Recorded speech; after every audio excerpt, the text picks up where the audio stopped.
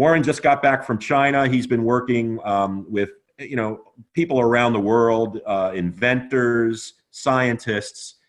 He's a scientist himself in terms of the energy product.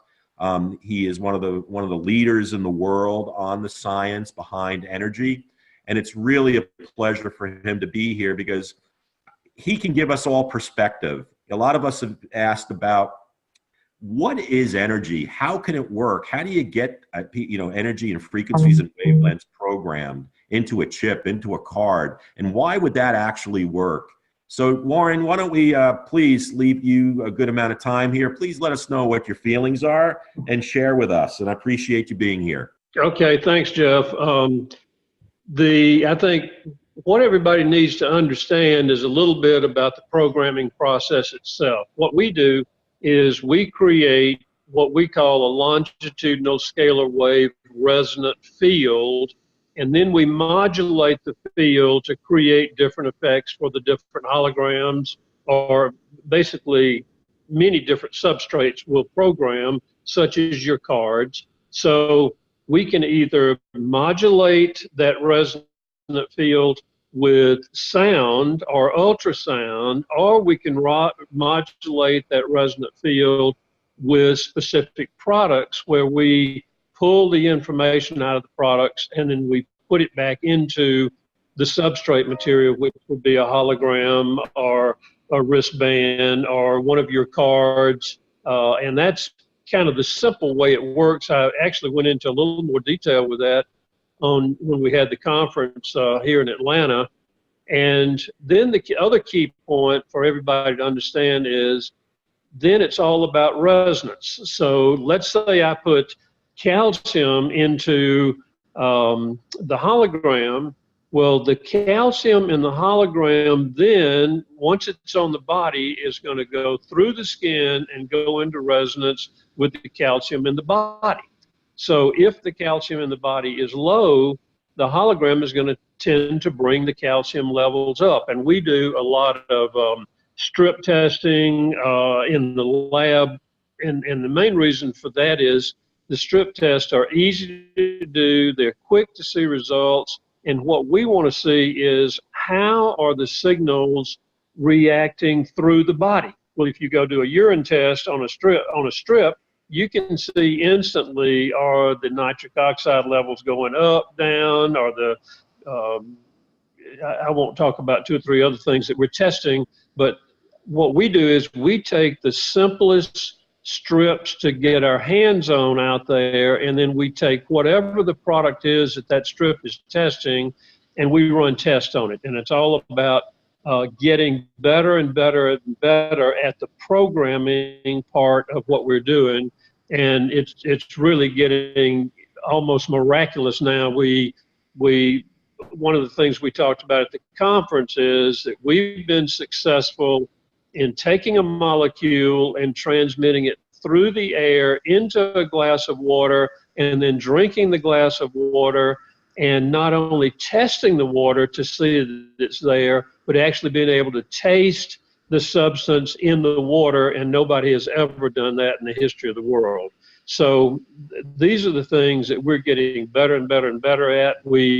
Part of this trip over to Asia, my wife and I were over there for about 3 weeks. We were in Singapore, Seoul, Korea, Shenzhen, China, Kuala Lumpur. So we did the rounds. I've got 2 plants over there that I'm working on an enhancement for the EMF disc to make it much stronger. And the concept with that is the way you're doing the current one works good, but I think we can actually even enhance that further by creating the modulation on the signal that's come from the tower. So if you take your cell phone, the activation with the tower is always coming from the phone to the tower. It's not the tower coming to the phone. So when you move locations, your phone will ping the tower to tell the tower you're at a different location.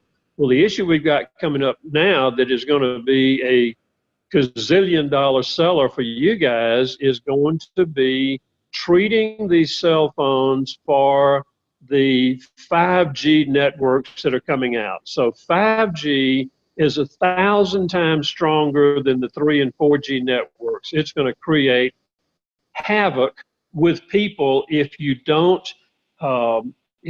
treat it properly. So what we have designed, and I've got medical doctors I'm working with, electrical engineers, all sorts of things.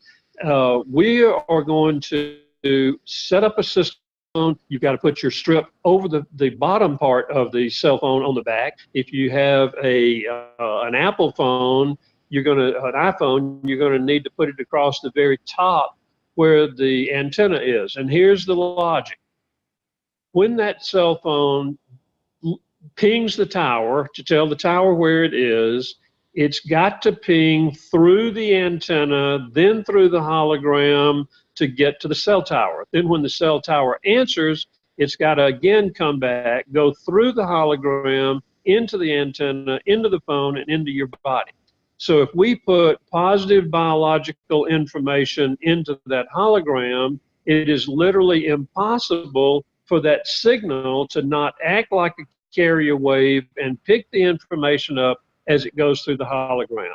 And I think this is something that is just so important for everybody. And we can do the same thing with routers in the house. So anytime we've got a situation where the signals are going and coming from one source to the other, we can use the EMF disk on the router, on the antenna part of the router, so we know it's picking up the full brunt of the signal. So that's a big deal. We can, by having a system like we've developed, we can pretty much program any combination of ingredients that we want to see into the cards or the holograms or water or different substances that we want to deal with. And, we're just getting better and better and better at this. And I've spoken all over the world in scalar medicine conferences, and people kind of know that we're out there a little bit ahead of most of the world in this area. So I'm anxious to get back. I've met with a lot of really smart people over in Asia, and we kicked around a lot of new ideas, and I'm anxious to get back into the lab next week and start working on some of these things we came up with.